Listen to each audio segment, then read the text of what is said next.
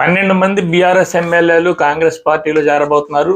తుక్కుగూడలో జరగబోయే భారీ బహిరంగ సభలో కాంగ్రెస్ పార్టీ కేంద్ర నాయకుల సమక్షంలో ఈ 12 మంది చేరబోతున్నారు. గతంలో కాంగ్రెస్ పార్టీని బీఆర్ఎస్ పార్టీ ఇలాగే తుడిచేసింది. అయితే ఆ రోజు అది కేసీఆర్ చాణక్యం అనుకున్నారు. అలాంటిది ఏమీ లేదు. అధికారం ఎటువైపు ఉంటే ఎమ్మెల్యేలు అంతా అటువైపు పరిగెత్తడం అనేది ఆనవాయితీగా మారిపోయింది. అధికారం లేకపోతే వాళ్ళ నియోజకవర్గంలో నిధులు రావు, వాళ్ళు అధికారాన్ని చలాయించలేరు. బోల్డ్ అంత డబ్బు ఎన్నికల్లో ఖర్చు పెట్టి గెలిచుంటారు. అలా గెలిచిన వాళ్ళ ప్రయోజనం లేకపోవడంతో ఏ అధికార పార్టీ ఉంటే అటువైపు గుంపులుగా వెళ్ళిపోతూ ఉంటారు. ఇప్పుడు ఆ 12 మంది బీఆర్ఎస్ పార్టీకి చెందిన కాంగ్రెస్ పార్టీలో చేరే వాళ్ళ లిస్ట్ ఇప్పుడు చూద్దాం.